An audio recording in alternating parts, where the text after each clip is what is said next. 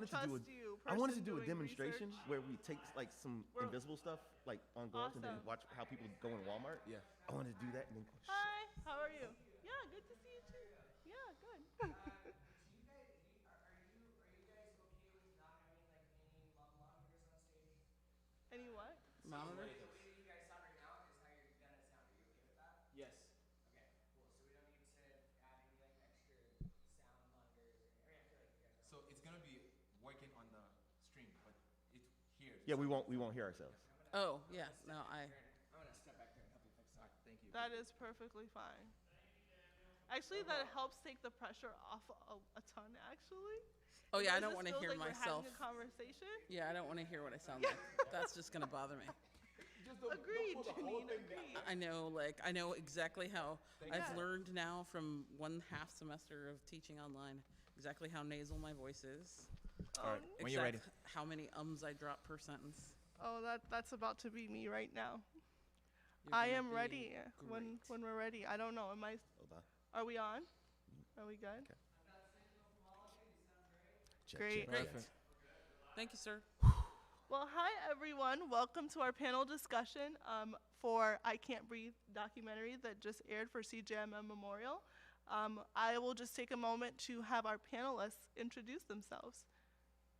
I don't know. I'll go first. Okay. My name is Janine Weeks-Schroer. I am an associate professor of philosophy specializing in race and racism at University of Minnesota, Duluth. I guess I'll go next. My name is Glen Simmons, Jr. I'm an assistant professor at the University of Minnesota Medical School, Duluth campus. I'm a cancer researcher and a community-based participatory researcher as well in health disparities. There you go. My name is Daniel Oluwaseyi Oyinloye. I am co-founder of DanSan Creatives, an organization that specializes with telling stories around different subjects, but especially within the Black community. And hi, I am Sandra Bentor Oyenloye, and I am also co-founder of DanSan Creatives. And we're excited to be doing this today. Before we even get into questions, I was really curious as to, well, not even curious, I just felt like I needed to ask, how are you all doing? You know, there's a lot going on. I know everyone just took a breath because there's a lot going on, and I'm sure we're feeling a lot of different things. But I thought that, we can't really continue this conversation without just, creating that space for how are you all doing today in general? I'm glad to be here. It has been another day where it was hard to face the world, but I'm glad to be here. That's real.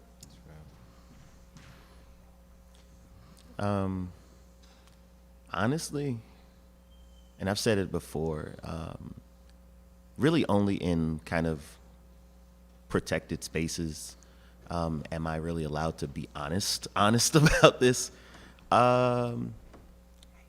I don't feel any different.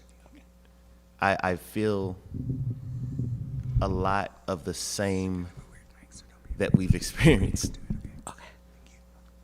I feel a lot of the same things that we've experienced from learning history, kind of diving into the history books, from the transatlantic slave trade to the different, why was the transatlantic slave trade so different than any other slavery that had ever been seen in the world before and since. And it's the same feeling, it's almost like chronic inflammation. It's like I'm always there anyway. So I don't feel that different. I'm almost incensed, with the idea that everybody else feels different all of a sudden. It's like, but this is unfortunately normal. So welcome to the insanity, So, yeah. Every time moments like this happen for me, I try to figure out how to respond to that question. And to be honest, I don't know how to respond to that question. I just know that I'm feeling a lot of different things. But the thing about it is, in context to even just this production that we just watched, it's like having to watch and while you're watching and editing, getting news that someone just got hung. Yeah. At the same time, it's like, do I get time to even put this in the documentary and tell the story too? And then the moment this is over, who knows what's gonna happen next? So just that unsettling feeling of the story is never finished. You know what I'm saying? Like, that's how I feel. I feel like I was telling everybody, oh, don't call me after 2 days after this, I'm gonna be sleeping. But I was like, I don't even know if I'm gonna be sleeping. You know what I'm saying? Like, that's the way I feel. Like, we always are put in a position where we gotta respond with our voice, with our bodies, and not necessarily just responding to the hate or to the world, like Glenn said, but it's like a purpose or obligation of sorts, that it's a part of our calling to just respond. So that's how I'm feeling. Well, thank you all for sharing. I feel all of your everything that you all said is kind of captures how personally I'm feeling.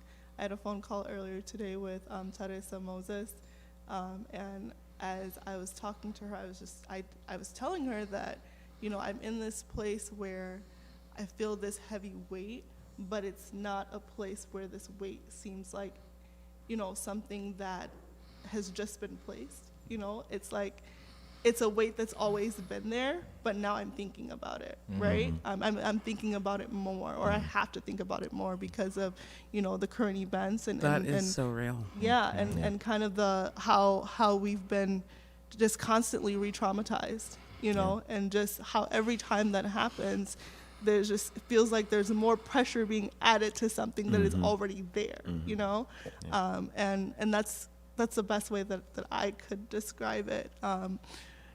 Yeah, I just thank you all for sharing again. I just felt like it was very important that, that we be in space together and kind of acknowledge that, you know, even as we're here doing this, that we are carrying a lot too, and we're processing a lot in this time, and there's things going on in real time.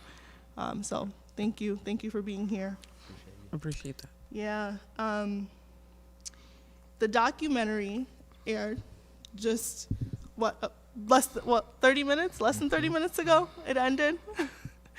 And it talks about just, you know, a broad range of things, right? But mostly police brutality and kind of where we are as Black people.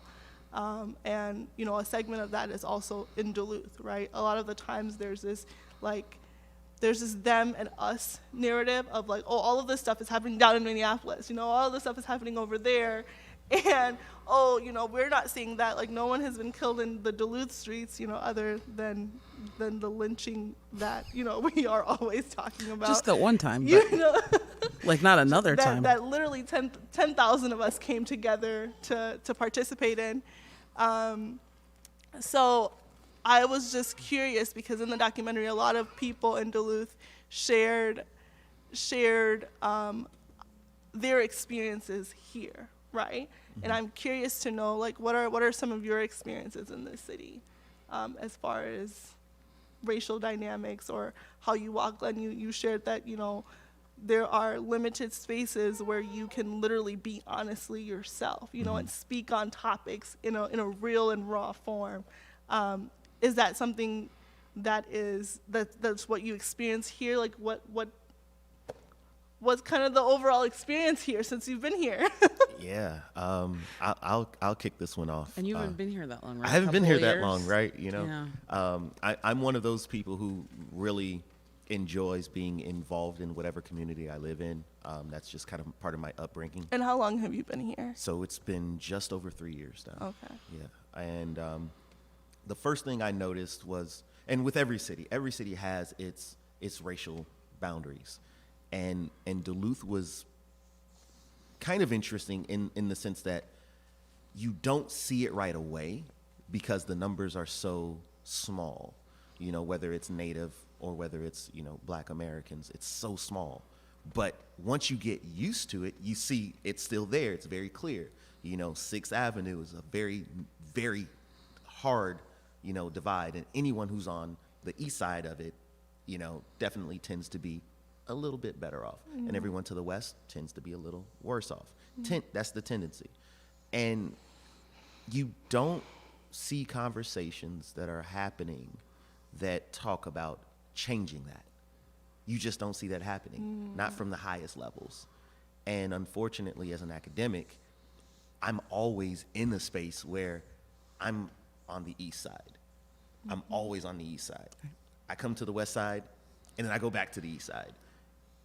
And that's been what it's been. And it's sad because it doesn't need to be that way, because in theory, there's so little that needs to be done to change that compared to the Chicagos, compared to the Dallases or the LAs. And Duluth is definitely very much so divided on a racial line that those who know about it don't talk about it, and those who don't know about it, they don't know. So what are they going to do? So I would say, in wrapping up my response that's long-winded already, is a lot of benign neglect, in the sense that if it doesn't affect you, you're not going to do anything about it. And unfortunately, that means sometimes that's white folks, and sometimes it's people of color that do it as well. So it's not always that easy to fix, because you have perpetrators that are kind of on both camps. So, yeah.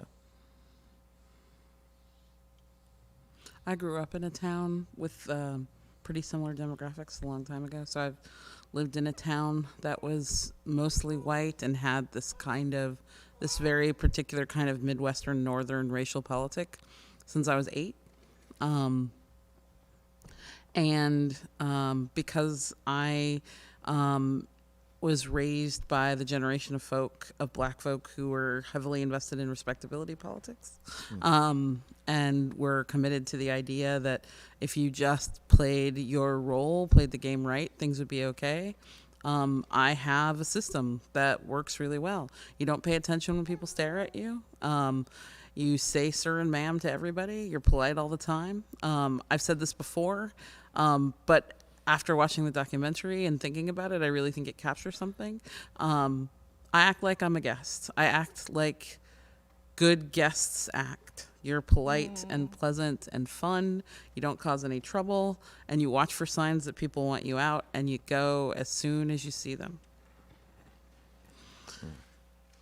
That's a way to navigate. It's growing thin. Yeah.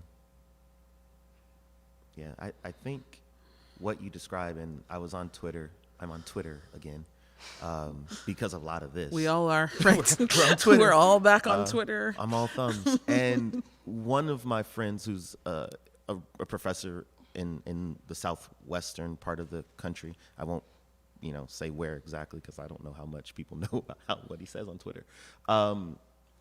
He posed a question about what you're describing, that behavior that you take to be okay, to make everyone else feel at ease, and almost kind of putting yourself into a box. And my response to his tweet was, it basically brings into question that nature versus nurture argument, because you do it long enough, you don't know that you're somebody else anymore. At one point I was probably a lot more shy than I am now. Right. But I realized that if I didn't become vocal, but vocal in a certain way, right, then nothing would happen. I would be completely, disenfranchised. I would be completely disavowed of being even in the room. Right. So you're right. Yeah, it's like being in a hotel room. Right. I mean, we're both academics, and there's a lot of introverted, reserved people in academia, but you can't get a job as a black person if you won't speak up. And like you said, in a particular way, articulately, but not show-offy, pleasant, fun, condescending. Team player. Yeah. Fit. Right. I fit so well. They thought.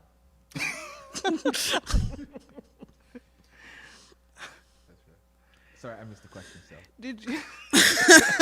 Well, the question was just around your experiences in Duluth. And Glen started and shared that he'd been here for 3 years, and shared a little bit about, what he's seen, what he's experienced, and so did Janine. For me, it was like, Duluth was like it's very important I contextualize it well, because it's like, you have to understand I came to the United States in 2002.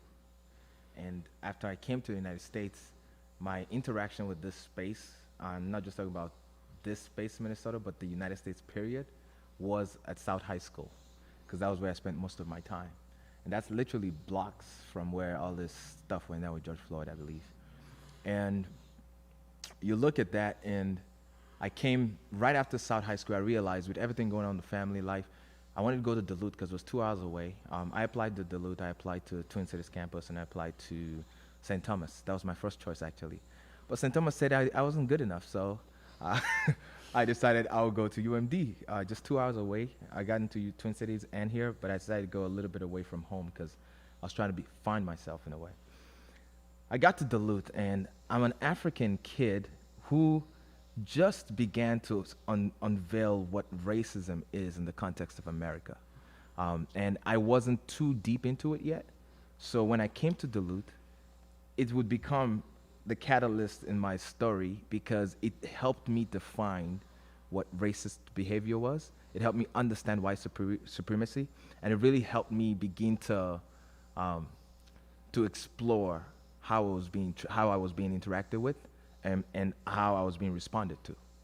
Because sometimes if you're not aware of it, you just live like, oh yeah, well, it's probably me. I probably gotta do better this way, or I gotta do this better. And that was me before Duluth.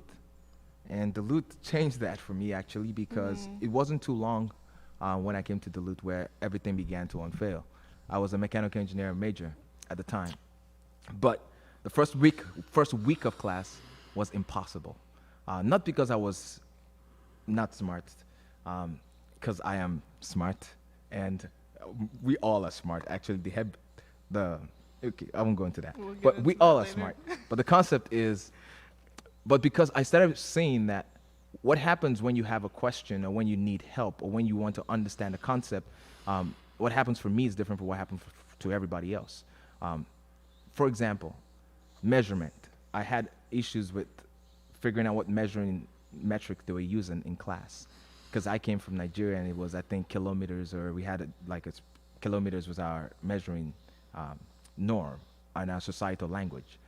And then the teacher would throw meters or throw some other term out, and I'm like, okay, cool, I hear you, but I don't even know how to convert that right now in my head, so let me figure this out on my phone or something, like, do something else to add to it. Or ask my partner, and I'll ask my friend, or not my friend, my sitmate, and he'll be like, I don't know. And then we have a in-class worksheet to work on right there with measurement. And I'm like, okay, should I pull out my phone? Should I do this? And here he is just solving the problems, and everything is fine. And I just wanted to understand the metric system. And so what I did is, being a young 17-year-old kid in college, I was like rebellious enough to just check out, and I checked out. So the first week of class in mechanical engineering classes, what I would do is, because one, socially, I didn't feel comfortable enough to interact with more people, or to dig deeper into content, or to even step up to ask the teacher questions, I would just check out. And I found it convenient enough for me to continue to check out over and over and over again, and spend all my time still productive. Actually, as a matter of fact, my filmmaking base happened in that time. I spent all my time in the lab editing films.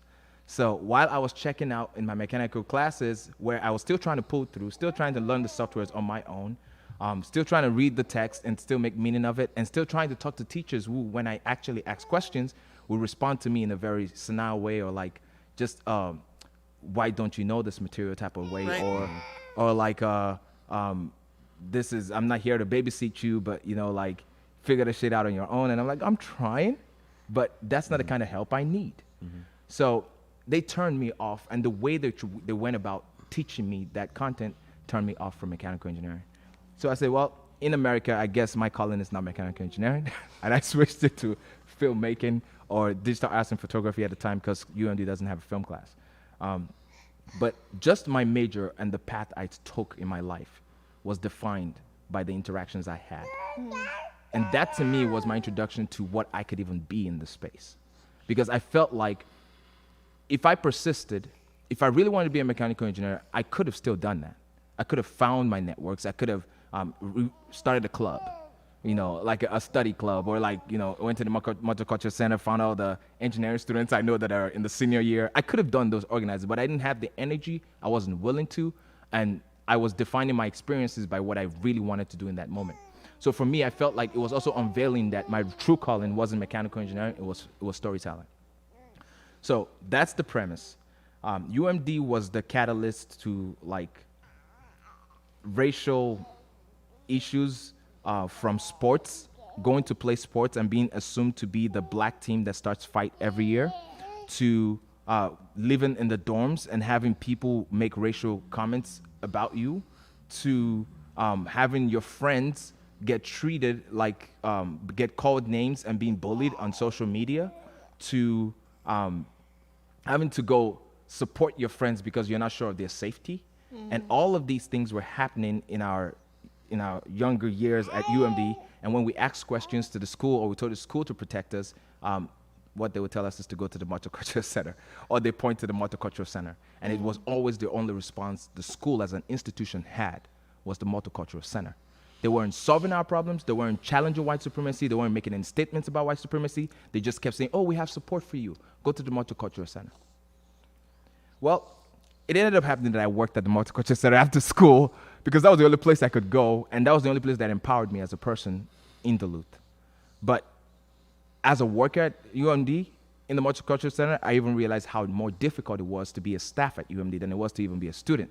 Because staffs are not supported, your ass is on the line, you don't know if you're gonna pay your rent if you like say, fuck this shit, I can't do this shit. No, but sorry about the kids, close your eyes.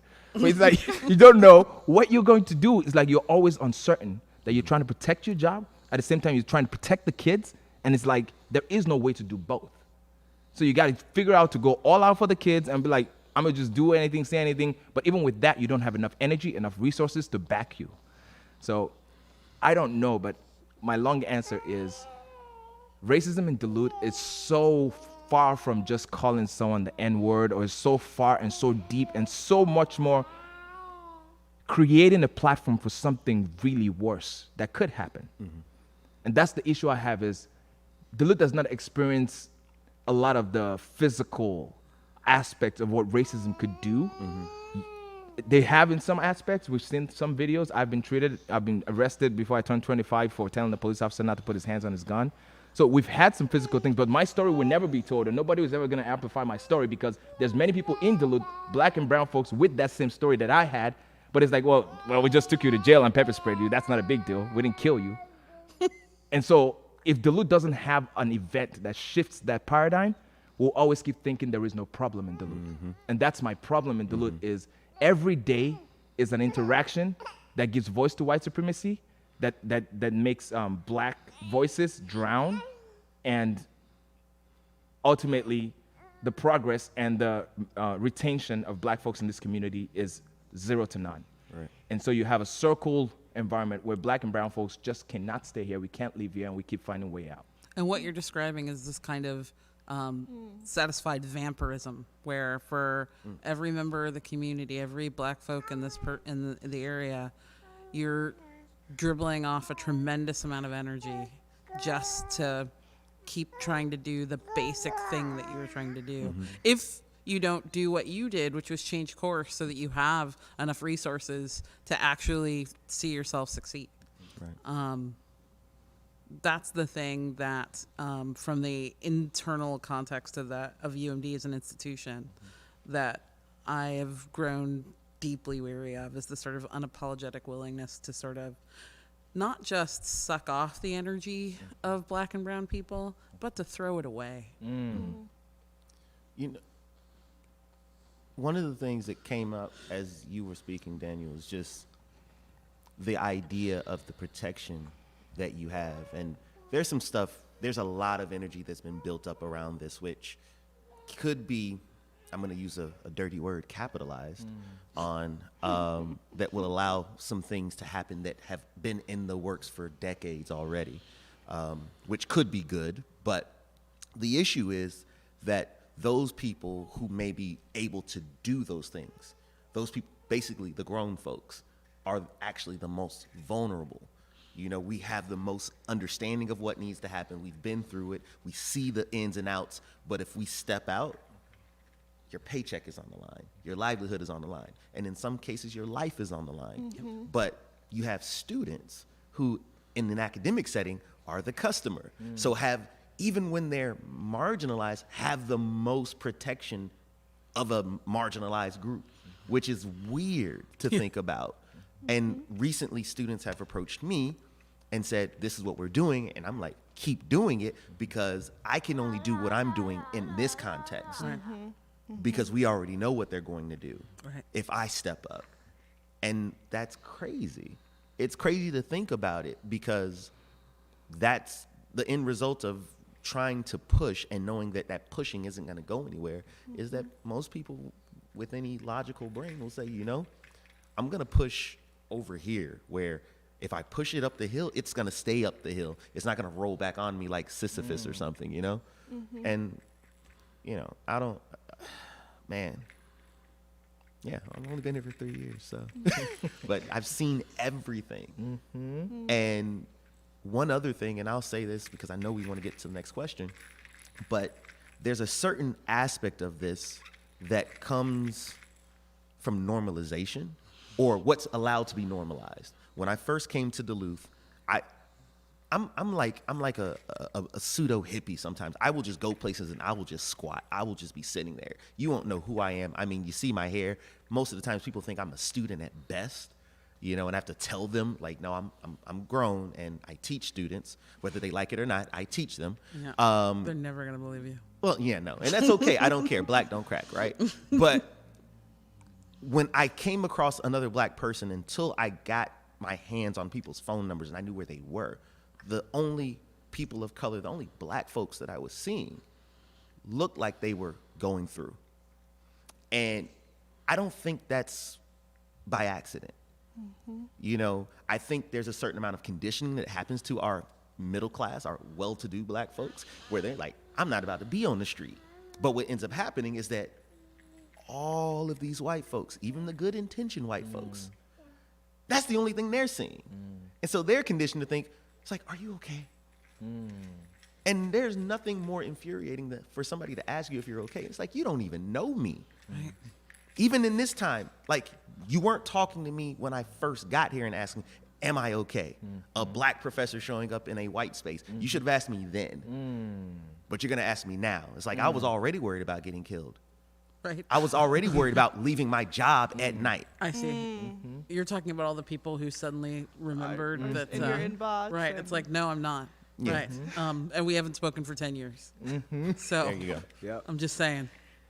That is, I mean, that's real, right?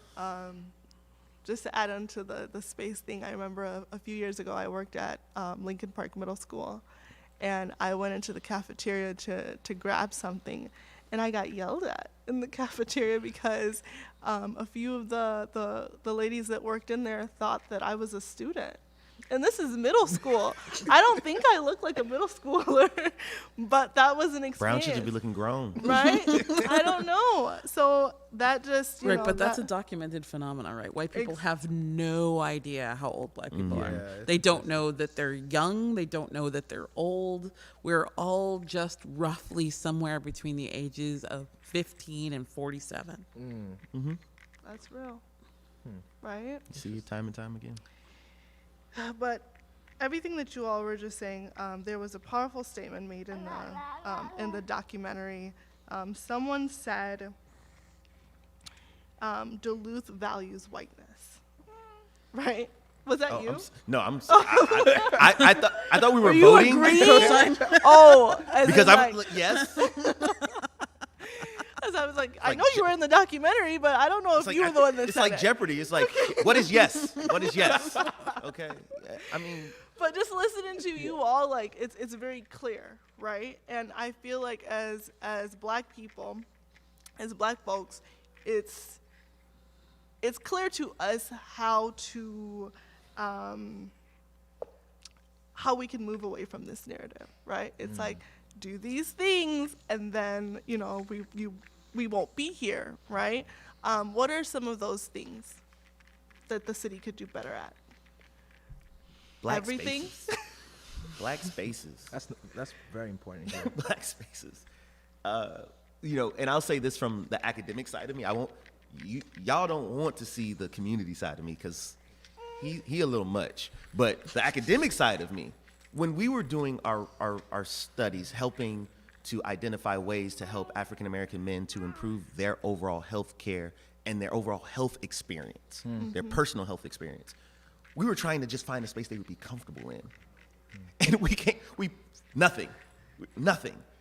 Historic black spaces were historic black spaces. They weren't current black spaces. And then everything else was like, we ended up like in a pub. We ended up in a bar. Because that was the only space that was neutral enough, but was familiar enough with this group of black men that we could get them together consistently. We don't have barbershops here. Healthcare models around the country have really, for men, have black men nucleated around these neighborhood barbershops. We just recently in this past year have gotten a barbershop that's at least urban, Yep. but we can't call it a black space because it's not even in a black space. And that by itself changes the whole psyche about what it means to be in that space. It's like you don't own anything there. Now what? Who are you? And that's always been an issue for black folks in America. That reminds me, I literally just saw a video of a young woman speaking on, and I was sharing it with you, just that phrase you said, we don't own anything, and she was speaking about the, the burning of buildings in Minneapolis, and a lot of people are saying, why are you building, your spaces, and it's like, it's not ours, it's not ours. Whenever we've tried to build something that was ours, right, it's been taken from us in very horrific ways, right? When we think of Tulsa and we think of Black Wall Street, we think of all of those things, Let's talk about Wilmington too. Let's not let people forget that democratically elected government that just happened to be full of black people was violently overthrown by white people. Yep. Overthrown, revolt in the United States. And somehow nobody ended up in jail. So, yeah, sounds familiar.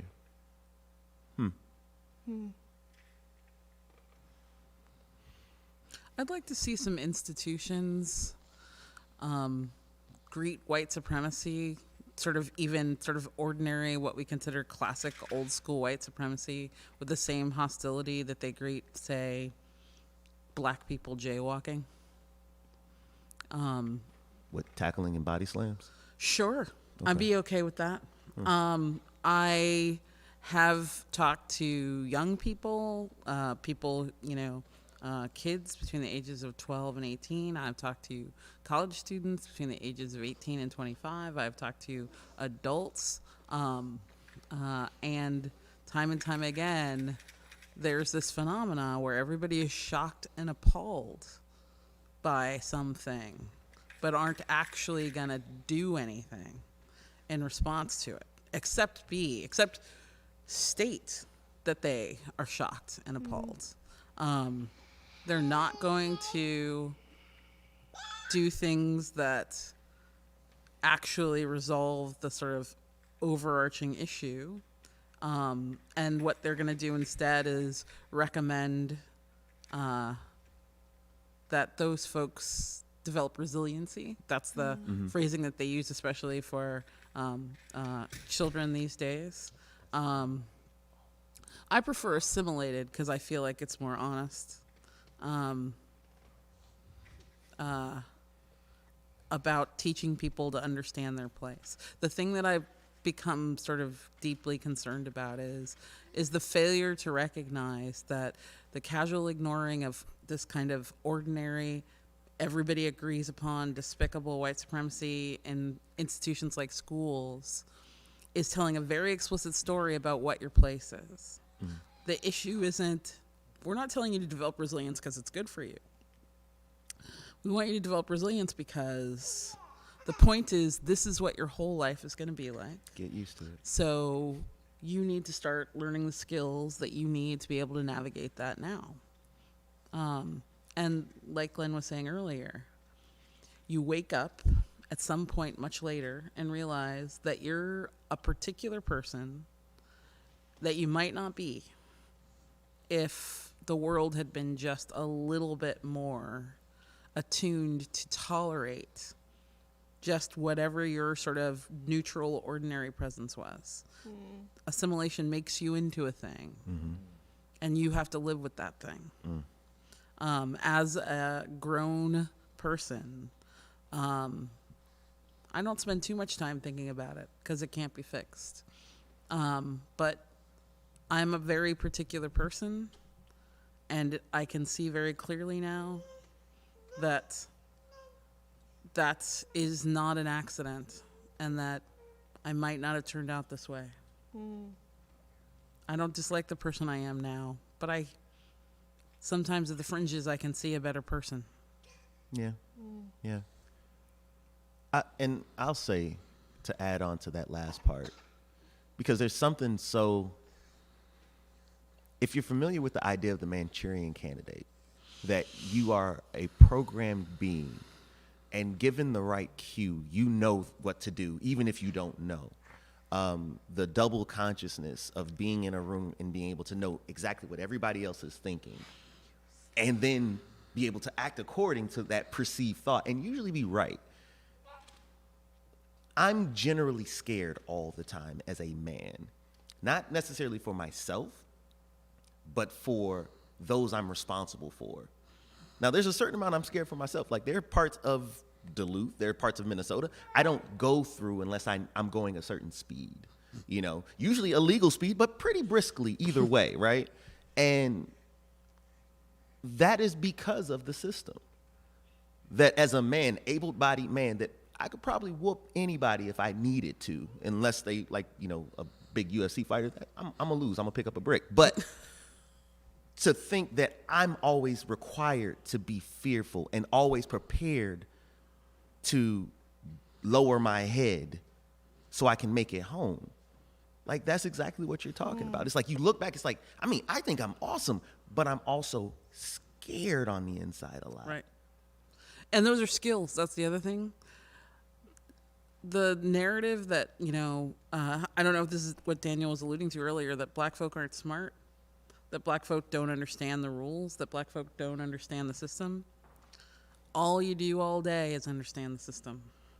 Yeah. It's air and water to see, oh, this person is going to respond to me this way. I need to do this. This person's going to take this the wrong way. I need to do this.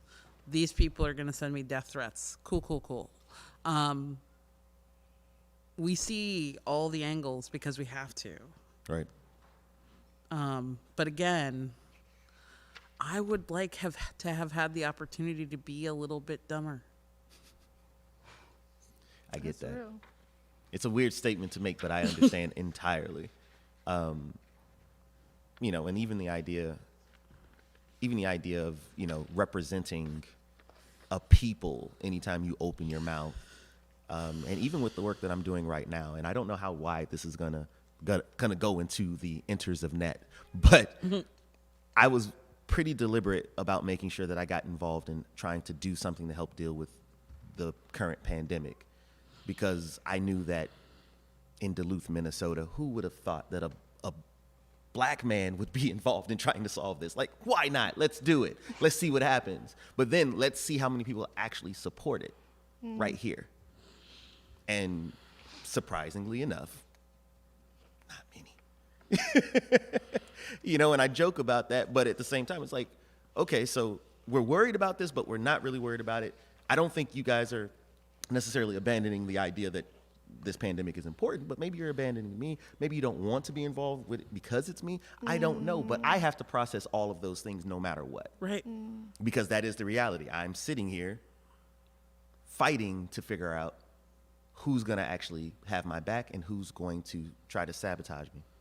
Right. And sometimes you have to think about a project in terms of, is my black face's attachment to this project going to make it better, or is it going to make it worse? Yep. I don't know, that just made me think about, you know, like tokenizing, you know, it's another thing. You know, I was talking to Daniel this morning because we were talking about another panel, and it was suggested that this particular person should do the panel because they've done it before. You know what I mean? And I feel like very often in this community, white folks get very used to who's doing the work or whose faces they're seeing, that they're not giving even opportunity for other people to step into place, right? So because you see Sandra moderating, right, or hosting something, right, now when you need a person of color or you need a black person, right, to fill in that space for you, oh, let's reach out to Sandra because, you know, and then it's a consistent thing, right? But who else are you giving an opportunity for in this community? Because there's a ton of other people that, if empowered, you know, if given the platform, would be able, right, and capable to do some of the things that you're continuously going to the same individuals for. Right. Right. Yeah. But we like that person because they're comfortable and they don't They're make acceptable. us nervous. They're acceptable. And they do it the right way. They're I just was so gonna good. say something that I They're so probably good. shouldn't They're say. so good. They're Oh my so God, they're good. so good. They're so articulate. Also another conversation. We have no platforms for, like just again, back to UMD, I don't know why, but just colleges, right? You have high school, you have college.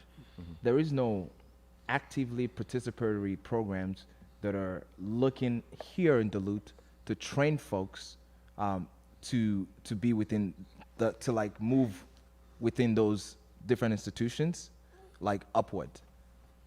Go for it.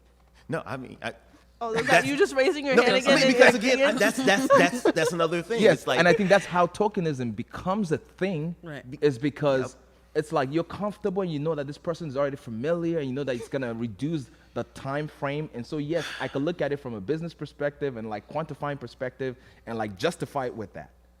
I could. But the thing is, why we keep setting ourselves up just for the now, especially in Duluth? Why are we always setting us up just for the now, and then we're not looking at who's gonna do it, what we're gonna train, who's gonna become, like, how many opportunities can we create for more folks? absolutely, absolutely. Well, I mean, in our defense, on the stage are people who have been doing that, right? Who've been trying to. I have, you know, Absolutely, people of color. I've been working for the last couple of years to really start to figure out how we can make sure that the young people in this town are not assimilated. Right. They get the skills, but they understand that it doesn't matter. It's a game. It's a game, and you play it, and you can stop playing it whenever you want. And it doesn't tell you anything about who you are or what your value is. And you don't have to be a pawn in white supremacy. You can be the queen.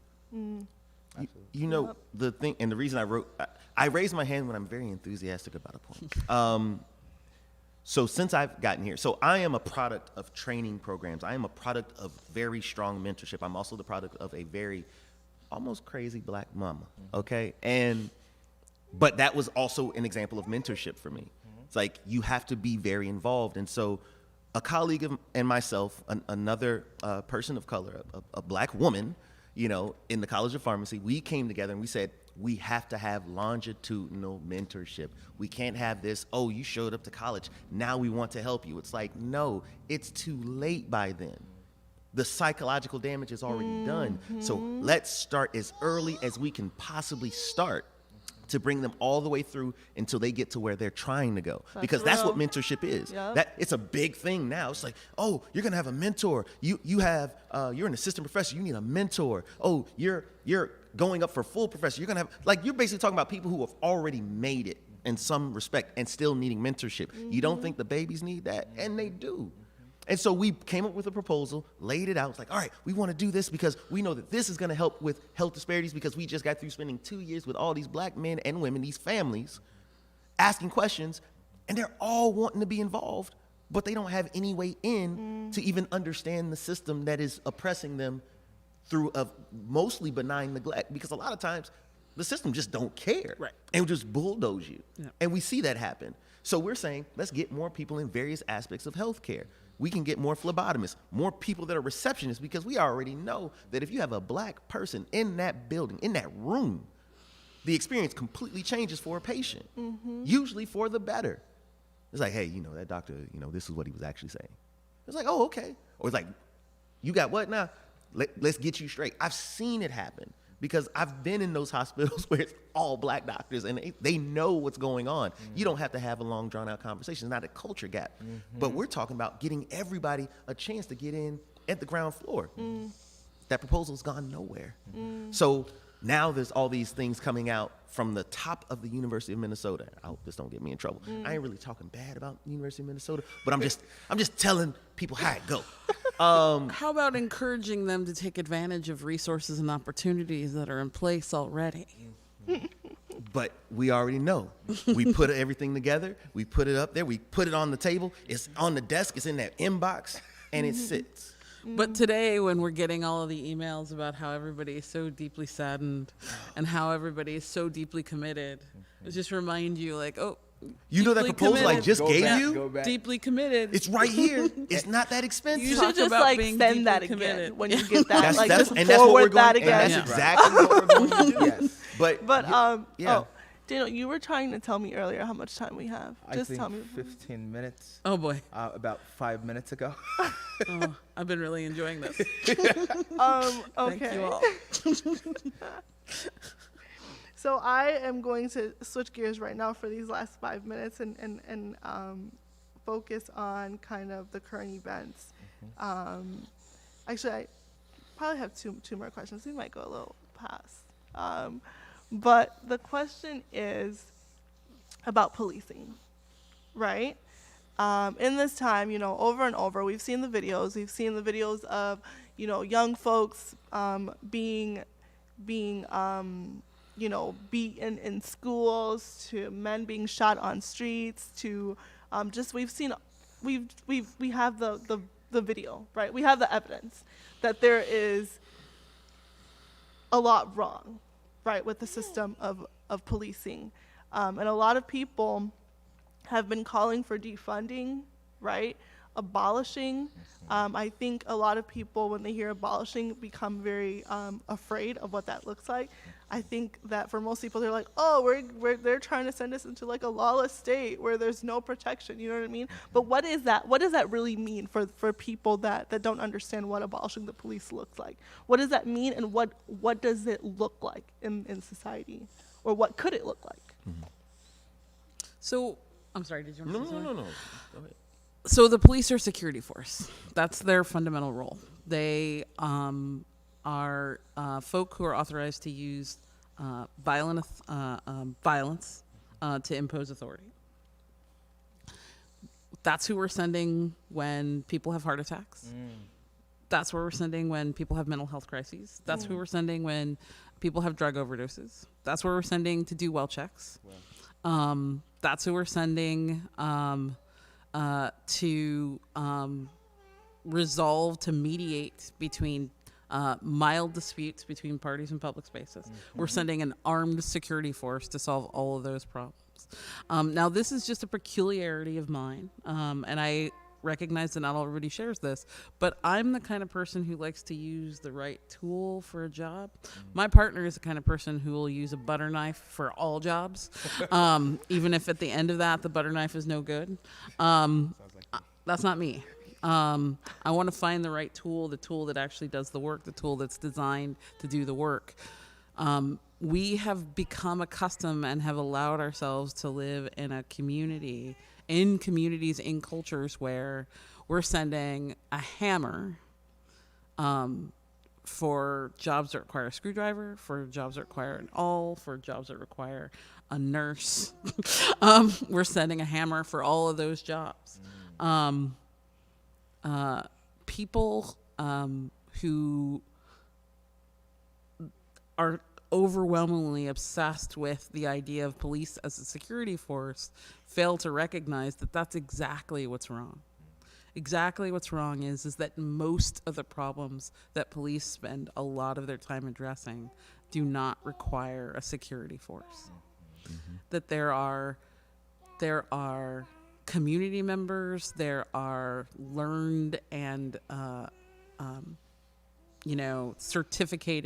certified folk who can do a lot of these jobs, and do a lot of these jobs in other contexts for civil service pay. We don't need to be throwing all of that money at men with guns. And I'm a person who has a parent with dementia. And as a consequence of his illness, was routinely having security forces showing up at his house. He didn't need a security force. He needed mental health care. He needed a social worker. I would so much rather have a community where there was a number I could call and send out a social worker. A social worker, a good social worker, is a beautiful thing. I would so much rather call 911 and get a social worker than get an armed man. Yeah. That's No, right. I definitely, like, yeah, all that. I mean, there's something to be said about the idea of the current norm being acceptable, first and foremost. To say that, why do we need to change it? That in and of itself makes me question exactly who you are, if you are questioning it. And I'm from the South, and one of the things that I have learned to appreciate, as insidious as it can be, as just horrible to think about, is the openness of racism in the South. And now we're starting to see a lot more people that we didn't know were actually racist are showing themselves to be racist. Because if you're not saying something against it, you're for it. That's all there is to it. There is no gray area. There is no in between. There's no fence. It's racist, not racist, or anti-racist. You're fighting it. And the idea of changing, whether you say abolish, whether you say defund, changing fundamentally this idea of policing in the United States of America, it's an absolute necessity because the origins of the institution are completely tainted. And then when we look at the world stage, we know that there are so many other ways of doing it. The one peculiarity of being in the United States is the fact that we have the right to bear arms. So therefore, if every citizen has the right to bear arms, of course, now you have an armed security force. If they're going to enforce something, they have to be able to enforce with equal or more force, which again, it's an arms race now.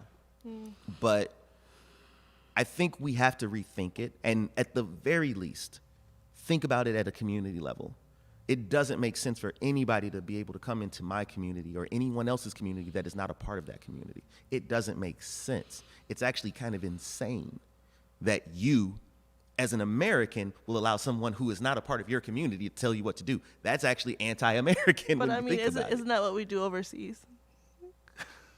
But that's when you're at war. That's when you're actually. So are we at are war? we at war? So are we at war is now the question, because we have police and riot gear, military grade gear, using it on citizens. And we have that in Duluth now too, right? Oh yeah, I remember seeing their tactical vehicles roaming the streets, and unfortunately they looked all too enthusiastic about using it. Right. Special gear you put on so that you can engage with people who are peacefully assembling. Even if they're not peacefully assembling, they don't have the same gear. So what are you planning on doing to them?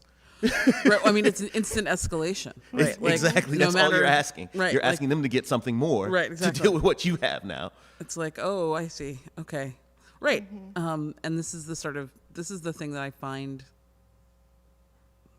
wow, it's completely not understandable how the narrative is that Black folk act up when all the time we're confronted by people with guns. All the time we're confronted by people who are dressed for war.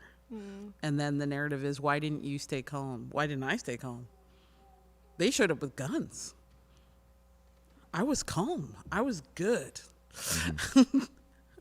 And then they showed up with guns.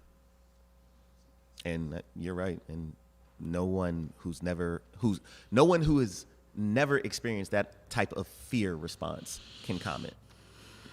Unless you are constantly in fear of your child dying, unless you are constantly in fear of not being able to make it home, as a parent who at times is the only parent around with their child, I can't leave my child anywhere because I may not make it home. That is a real calculated thing that I have to process. Until you're in that space, you shouldn't even comment. You should just be quiet. That's real. That's real. And I have to do this. I didn't really quite get that signal.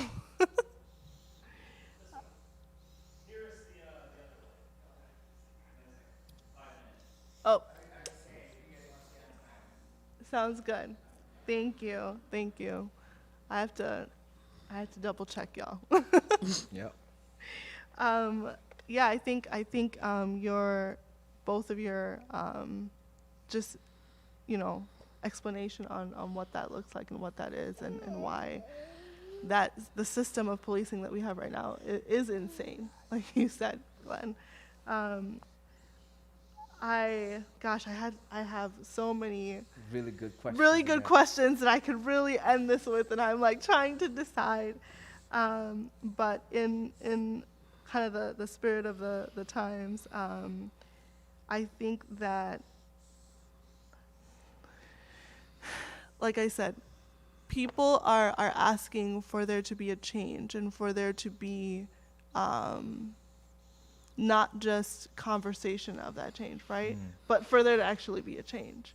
And I think that in terms of what's going on right now, right, the outcry, by the protesting, the outcry of people who for generations, right, for centuries have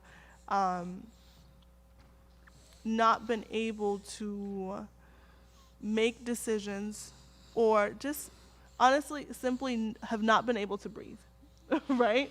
Just simply put, have not been able to exist in peace, to exist and just be. I'm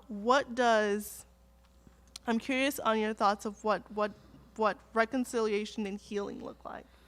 Especially in terms, we're thinking of this community, we're thinking of 100 years later from Clayton Jackson and McGhie, and we're thinking of the current state and everything that continues still today, right? The modern day lynching, right, of Black people.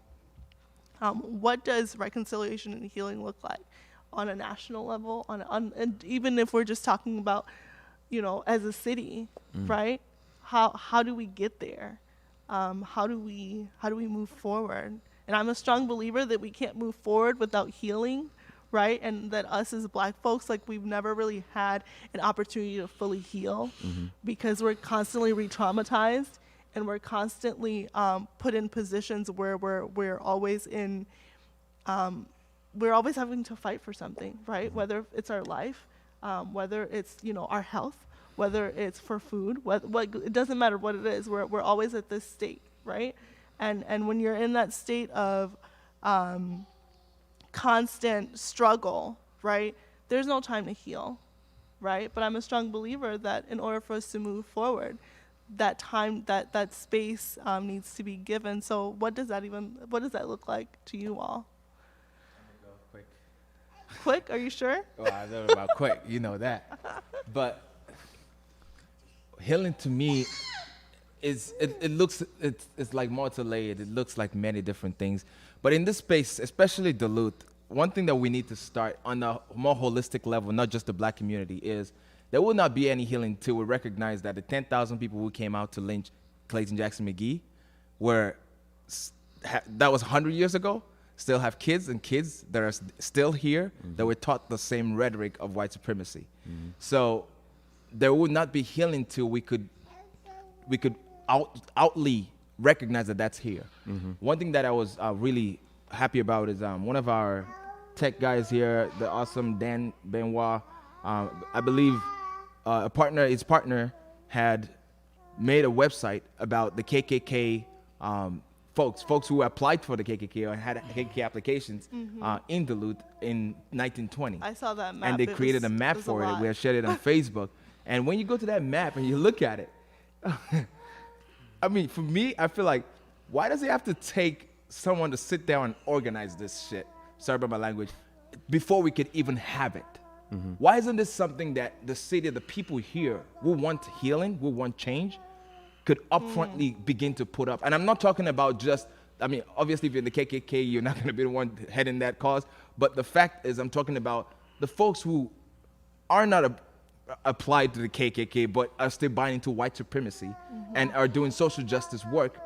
I think that's where the energy needs to be put into. I think white bodies need to be able to bring out those secret conversations that I had and brought that to public so people know that they're not crazy living in Duluth. Because Duluth, you could live here thinking you're crazy, that something is happening to you. And all the white folks would be like, oh, really that happened to you? And you're like, you know that happened to me because you know folks that talk like that in your family. And that's the truth is, in this space, black folks feel that way. I feel like sometimes, like, why? Why am I here? So healing for me here looks like confrontation of truth. Truth has to come to the open.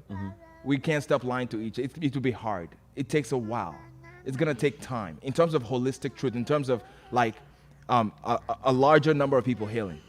So the path I take to healing, the path I encourage people to take to healing is a little different now from waiting for the government to give us something or for institutions to make a change. I take it personal. I think we all should take a personal path to healing for ourselves. If you're a black and brown person and you see yourself in spaces like this, it is okay to check out at some point and figure stuff out for you, and to start learning for yourself, like, what are my boundaries in this space?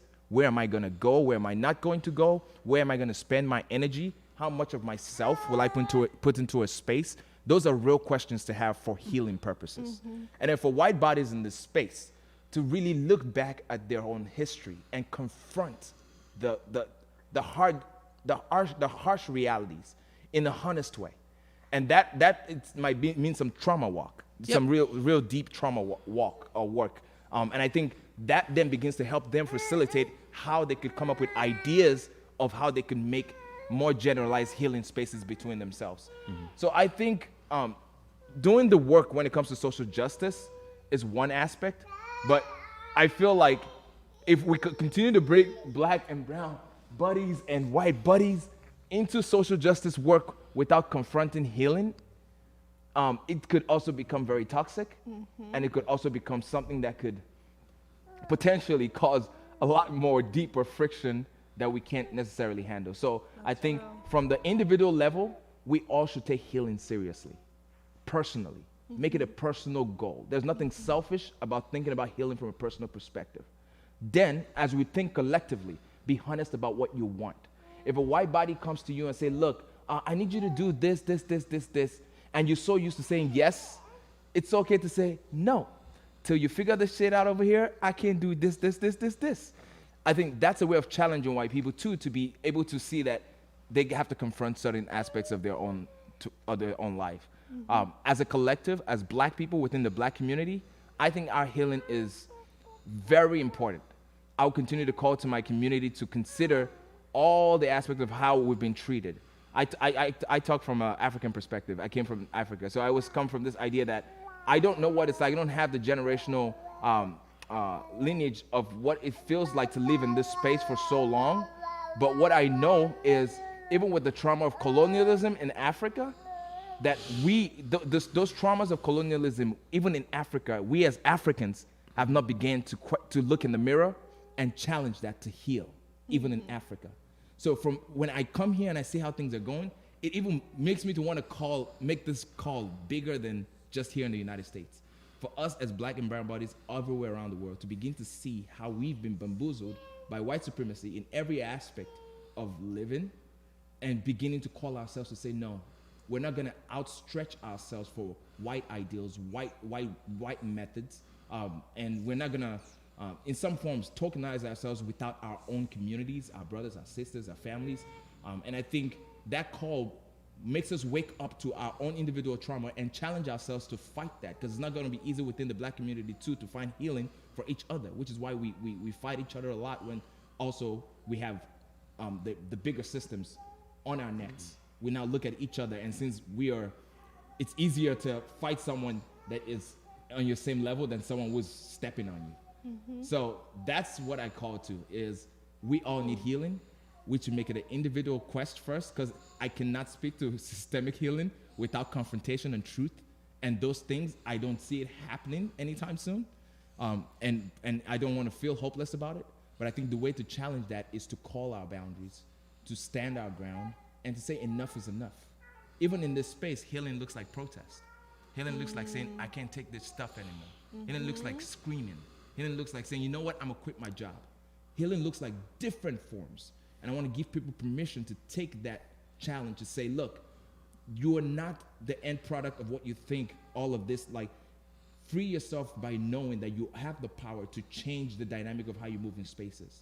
You've been given that freedom. So take it, even if someone wants to take it from you, even if they want to marginalize you for it, even if they're coming to kill you for it. At the end of the day, what else are we living for if we're not going to challenge ourselves that we want this healing so bad? I want to say something about the trauma of imperfection. Daniel's talking about the fact that one of the problems that we have is that one of the sort of fundamental features of contemporary whiteness, in this millennium, in this century, is the ability to not deal, to escape from the history, to escape from it by not knowing it, to escape from it by having your not knowing reinforced at every turn. That people don't understand that, like, security forces like the contemporary policing in the United States starts with people whose job it was to round up escaped slaves. So there is this tremendous amount of trauma that has to be taken up in recognizing the multiple features of complicity in white supremacy that you might have, even if you are an earnestly and deeply well-intentioned white person. And I think that a significant part of that is people's unwillingness to live in this space of moral imperfection. I was listening to Glenn talk earlier about being here for 3 years. I was listening to a podcast on Duluth lynching on my way over here. And Teresa Moses was talking about the fact that it was mentioned that Teresa Moses joined the Duluth NAACP a week after she came to town. Glenn is an assistant professor, which is a vulnerable position, and has been actively engaged in activist work despite that fact, despite the vulnerability and the incredible small number of black folk at UMD in general and American-born black folk specifically at UMD. So I came here 9 years ago, and I kept my head down. I wanted to get tenure because I wanted to give my parents that pride, and I wanted to make my immediate family secure. And I did anti-racist work, but I did it in a very small, very careful, very localized way that did not put me in jeopardy. And I'm ashamed. And I have to live with that. But I think one of the hard things that the white community in Duluth and in Minnesota and in the United States has to accept is that you can live with that moral imperfection. It will not kill you. You will survive. You can live in that space of being imperfect, of being unsatisfactory. Because if you don't, what you have to do in order not to is just sustain white supremacy. So let it go. Let yourself be imperfect. Because you won't die from it. And if you're unsure of the truth of that, just ask any black person in America, and they can tell you about what it's like to live with all of the contradictions and challenges of being perceived as imperfect, of accepting your imperfections, and of trying to walk through with your head up and your shoulders back despite it. You can do it. And if you try, we will be here. Because I also think that there's this narrative that protesting that is sort of part of the narrative that's used in various conservative circles, that black people are angry and that our anger is dangerous. I think black people's anger is loving. I think black people's anger is reconciliatory. It is about balancing the books and making things right. And about calling home. So I think that coming to terms with the imperfections of our history It's something that can be done, and you won't die. I'm going to try my best not to overlap with too much of the points of my friends up here. I think first, we have to understand that racism, white supremacy is the result of fear. It's fear. It's fear-based. It's fear of an unknown. It's fear of a perceived and maybe at times an actual lacking of something. And what we've seen, and corporate America is really good for actually pointing at this, because every time you put a diverse team of individuals together against a non-diverse team of individuals, and you have them compete to complete some ornate, complicated task, the diverse team tends to do better. Now, diversity is a bunch of different things: diversity of thought, experiences, but also ethnic origin and lived experiences, right? So we know that to be true when it comes to money. Time and time again, that's always the case. That's one of the reasons why the United States actually became the superpower that it is. It's a diverse country at its core because you had a lot of black bodies here. Okay, let's just say that. But then we also have to look at the history of places like South Africa that came out of apartheid, which was a very strongly structured, systematic form of racism and white supremacy. And before they could even move beyond it, the bodies had to be counted.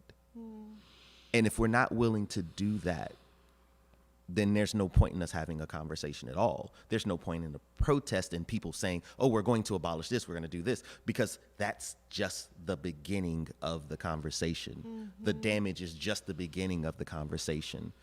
The idea of people being in solidarity with black folks is just the beginning.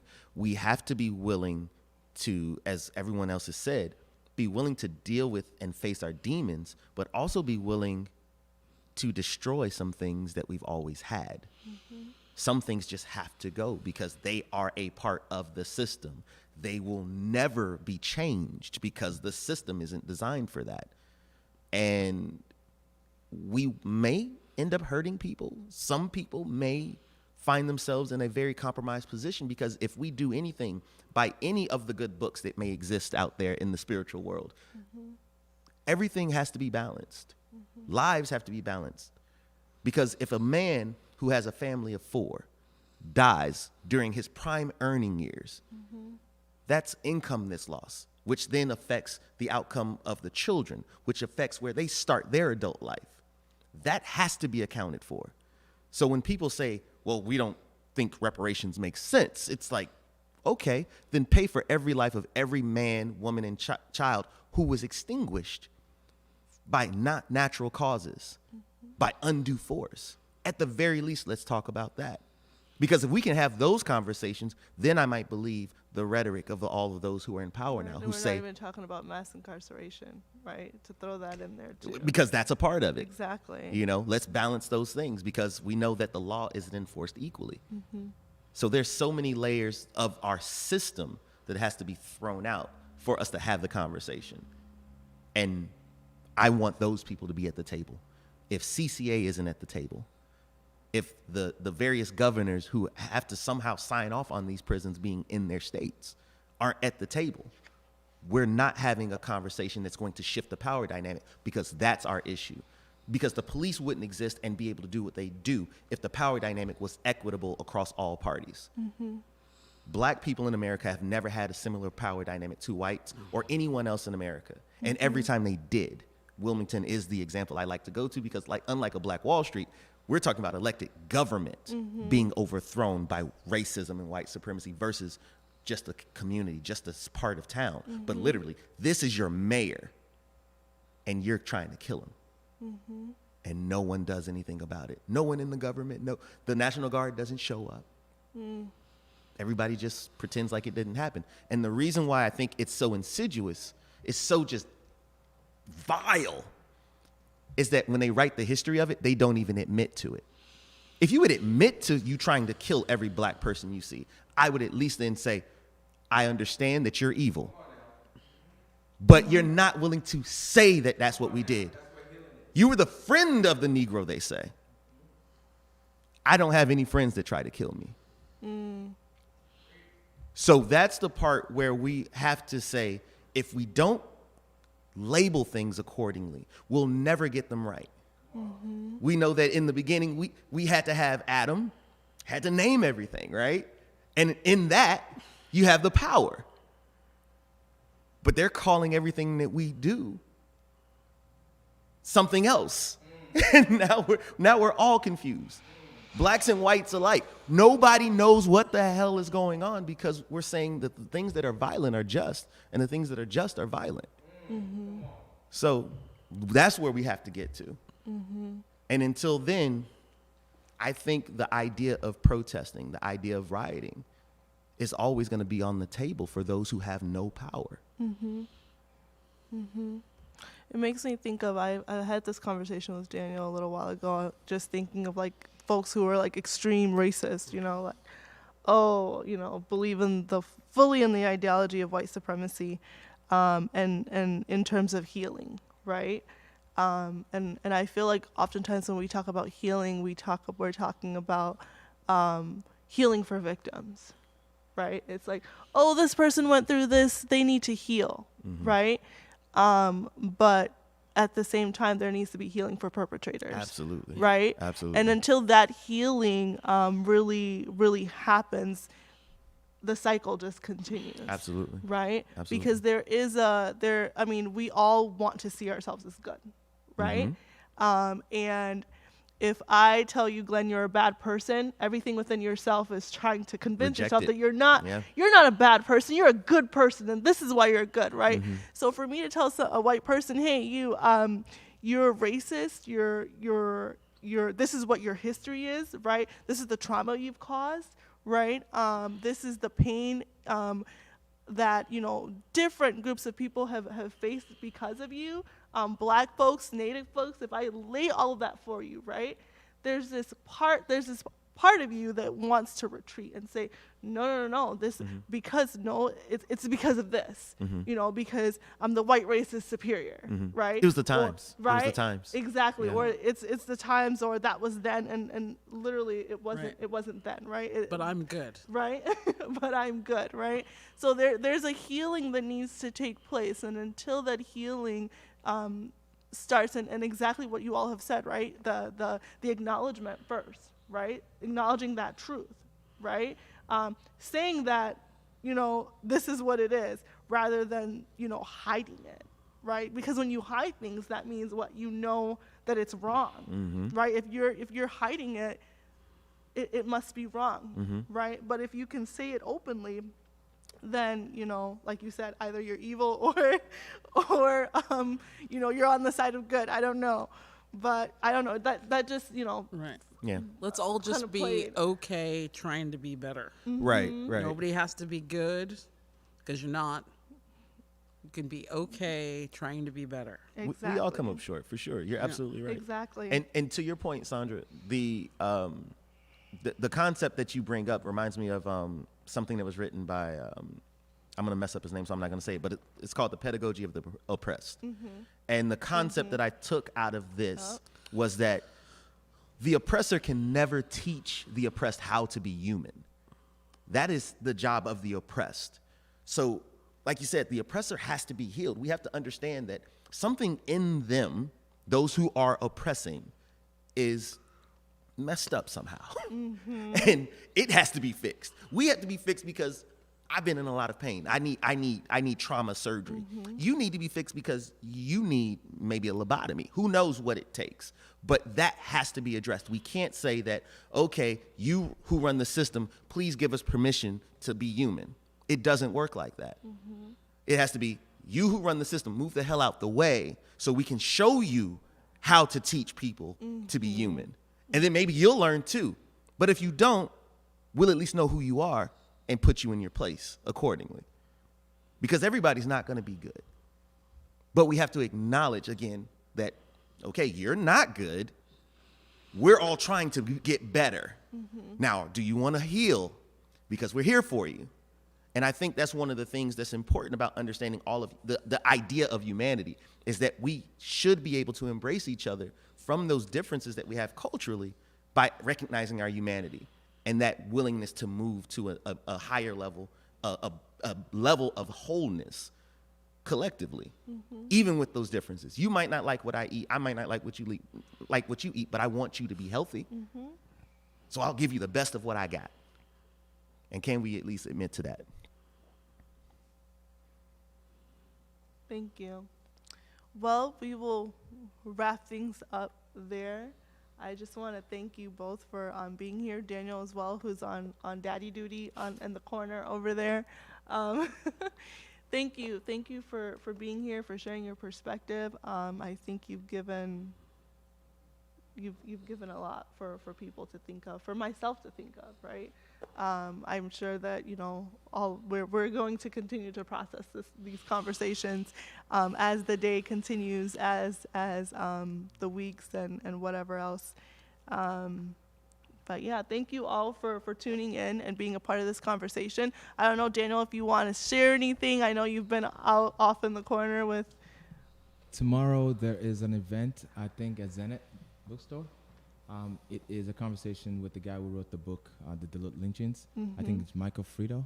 Okay. Yeah, and so feel free. I think I don't know if it's. I think it's virtual, but go to the CGMM page and check out the events. There's an event page. Yeah. And follow that. Also, Juneteenth is coming up, June 19th, and it's gonna be Friday. There's gonna be a protest, and get out there if you can. If you can't, make phone calls, write letters to your mayors and your government. Do that bold. anyway. Do something bold. Just think of something bold that you could do, and make June 19th a day that not only calls for systemic accountability, but for yourself to kind of make a challenge for yourself to do something. And I just want to thank the folks in this space. It's a high definition space. I just heard about this space about literally a month ago. Yep. And I didn't even know what it was till my friend Jacob Bell hit me up just a few weeks ago. And then we talked to Dan Benoit and then Ali Oliveira. Great people in this community. And the other guys, I think Troy, and I forgot the last person's name. Joe. Yeah. These folks held us down. They created a stage for artists of color today to do music and also to do this panel. And to be honest, they're not even charging for it, but of course, God willing, we'll pay them still. This is a real reality. We're doing on live TV. And so that's what it is. We appreciate everyone who puts their energy, their effort, their thought, because just that ability to say, I want to do something and not just sit home and feel paralyzed, but decide I'm going to do it. I'm going to do it because it's going to make a difference. I think that's what we're talking about in this times. George Floyd's life, Breonna Taylor, everyone who's dying have died, even Clayton Jackson McGhie. Let their death not just be what it is, because we have a kid in our arms. We have families to worry about. And we know that if things don't change, they'll have to face that. And we'll have to fight for them too. So that should even be enough motivation to some extent. Just let's not turn our faces away. Thank you all. Thank you all. Thanks, everybody.